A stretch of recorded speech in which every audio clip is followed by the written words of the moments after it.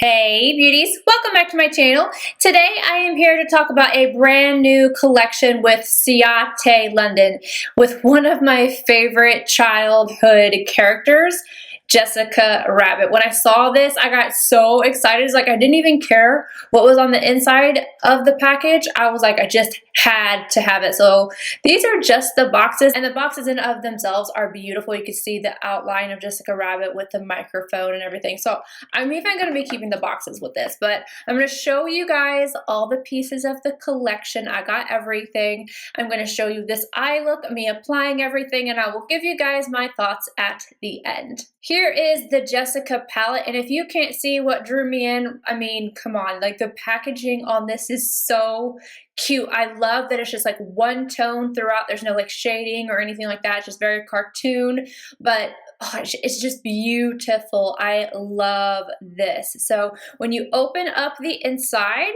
the shades that we have are right here. I'm going to go ahead and name them off and show you guys the swatches. We have Love Letter, Oh Roger, Sunset Boulevard, I'm Not Bad, Patty Cake, Drawn That Way, it brings back memories, Carrot Cake, Tune Kisses, and Honey Bunny. The palette retails for $39, and on the website it says, add some va-va-voom to your makeup routine with the Ciate London Jessica palette. Featuring 9 shades inspired by the iconic Jessica Rabbit, embody the on-screen vixen with these ultra blendable and creamy, ultra metallic shimmer and matte shadows. I believe this collection is limited edition, but it doesn't say, or I'm not finding that on the Ciate site, but I would assume that it is. The next thing, again, with the packaging right here, come on now, just come on. This is Roger Darling, and this is a highlighter, and her face is on the actual highlighter and of itself. I'm not sure if you guys can see that or not. I went in through her hair, trying not to mess it up too much because I'm not going to keep using this highlighter. It's going to go back in its little box, and I'm going to keep it for just like memory's sake. I currently have Who Framed Roger Rabbit on my DVR right now. I think the kids just saw it for the first time ever, and I don't know that they were as impressed as I was, but I loved that movie when I was a kid. And this little guy retails for $32, and it says, get superstar glow with the Ciate London and Jessica Rabbit Glow 2 highlighter. Ultra fine pearls and cream powder texture create a weightless, long-wear finish for show-stopping cheekbones and a spotlight glow worthy of any icon. Apply the soft focus peach gold shade lightly for an all-over glow and layer for a pop of highlight. And then lastly, I said I wasn't going to pick this up, but I felt like I just had to, you know, Jessica Rabbit and her red lip, even though I know, again, I'm not going to keep grabbing for this, especially because it's so stinking pretty. I'm going to insert a picture or a video of the outside of this bullet. It is so sparkly and gorgeous. I was like, I didn't want to put this on.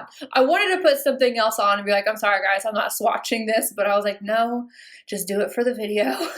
This is called Jessica Rabbit, and it's the Glitter Storm Formula lipstick. As you can see, the outside packaging is even all glittery. It has her signature on there. The signature is also on the highlighter and the palette, so I forgot to mention that part. The Jessica Rabbit Glitter Storm lipstick retails for $22, and Ciate says it's inspired by Jessica Rabbit's screen-stealing glittery dress. Ciate London's Glitter Storm lipstick is the ultimate in the Look at Me lips. The next generation lipstick hybrid combines star-like pigments with a full color base for hyper shine and shimmer like never before. Coated in glittering pigments for instant wow, this lipstick is OTT on every level. All right, you guys, let's go ahead and jump into this eye look. Just starting off this look, I want to make sure you guys know that I did not set my lid just underneath the brow arch. So now I'm going in with a Zoeva 227 in the shade Carrot Cake. I'm starting on the outer corner first, applying it there, buffing it upwards, and then bringing it into the crease and slowly kind of creating a transition shade with the shade. Had zero issues with it. It built up and blended out very nicely.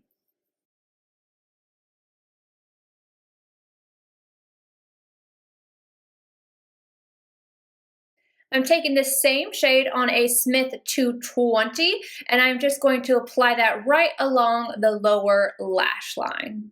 Going in with Tune Kisses and Crease 2 from Sonia G, I am taking this on the outer corner and blending it outwards. I'm kind of smoking out that outer area, making it just a little bit less orange and kind of making a sherbety looking kind of feel on the outer corner. I bring this slightly into the crease, but I don't bring it all the way in. Next, I'm going in with the smaller Crease Pro from Sonia G and Patty Cake. Now, I am having to really apply this over and over and over again and kind of digging at that shade. And I'm applying it on the outer corner, kind of trying to pack it into place, bring it into the crease a little bit, but I'm having to do this a lot. Like, it took me quite a bit to get it to this pigmentation here.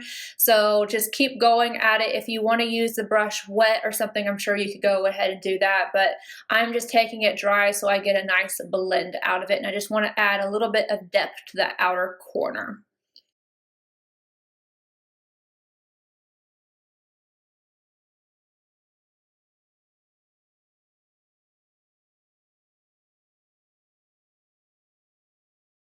With an Esom W21, I'm taking Drawn That Way, and I'm going to tap that on my lid. Again, first, I did not get a lot of pigmentation, so I went back in, and I did this several times just to really pack it all over the lid, up to the crease, and then slightly over the darker purple shade that we laid down, just so that everything meshed well.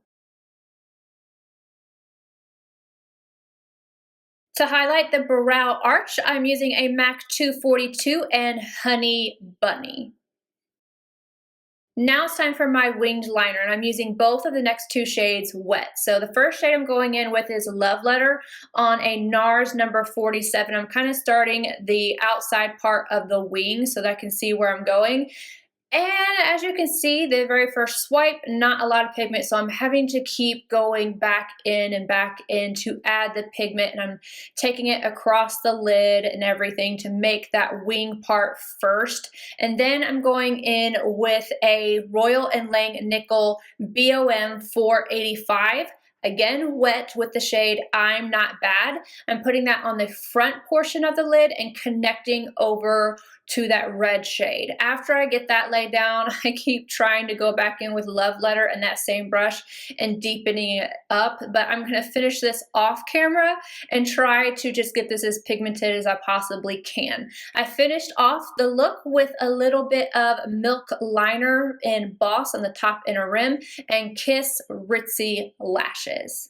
Getting into my thoughts, I'm going to start off with these two products because you guys have not seen me use them yet. So with the Roger Darling highlighter, I went in with a Linda Hallberg 306, and the very first time I applied this, it was very light, very faint. So if you like something that is very natural, you can definitely get that with one application. And it's true, you can keep building this up to make it a little bit more opaque. I wanted to be able to see it, but I didn't want it to be in your face. So I think that's great for the formula to be able to do something so natural. Like when you first put it on, you don't see any texture or anything when you wear this very lightly.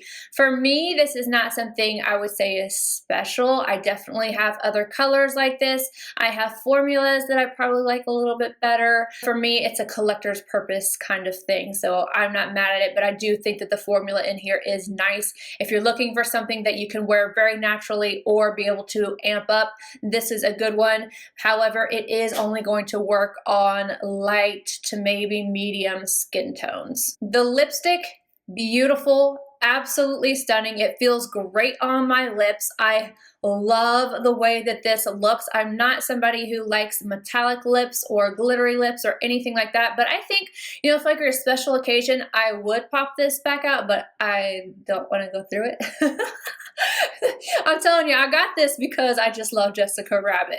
But speaking of the formula and the color and the way it looks on the lips, this is beautiful. If you're looking for something that's metallic and you like those type of lips, this is absolutely stunning. And I just see that sparkly red gown with the train, like that small little train going behind it, and her like just va-va vooming it up.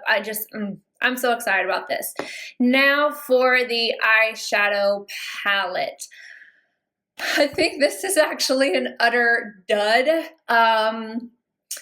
I really had to work to make this palette work, unfortunately. So if you're buying this for the shades on the inside, I would suggest finding something else. This shade right here applied perfectly. So I thought we were starting out on a good note. That orangey shade went in, it blended out, it was beautiful.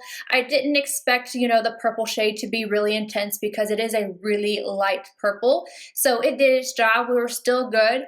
But this purple, oh my gosh, I had to layer and layer and layer, and I thought, okay, I'm just gonna change my brush, and then I swatched it and it's like there's nothing there. Like, okay, so I realized that it's just not a very good purple.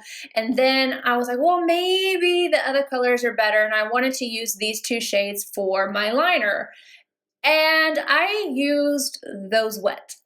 So I like the way that this looks, but looking at this palette, to me, seems like I would get a darker, more vampy look, and I don't know if it was intended to be softer or what, but I'm a little underwhelmed with the quality of this palette, especially when I raved so hard about the Glitter Storm palette. That palette is amazing. I love that palette, and there's not a dud in it. Even this shade right here, when I had to put it on the lid, as you can see, it's not very much. You have to kind of keep going in, and I went in several times to get it to appear up like this. So honestly, unless you are just like me and you're wanting this for collector's purposes, the palette isn't worth it for the shadows. The other two products, I would say, are user-friendly. You can use them on a daily basis, get your money's worth out of the product, yada yada. But this, I think, is a different story. I just feel like I had to work too hard to really make this work. But again, for me, it's just nostalgia. I absolutely love the packaging and I love everything about it. So I'm keeping it. I'm happy about it, but I am also going to be very honest and tell you that I don't think that this is worth it for the shadows. I would go with something else, but yeah, I could keep on and keep on and keep on talking about Jessica Rabbit, so I'm going to stop right now, and I want you guys to tell me what you think about this. Do you like this look? How you feeling about it? And I will see you guys in my next video. Bye, guys.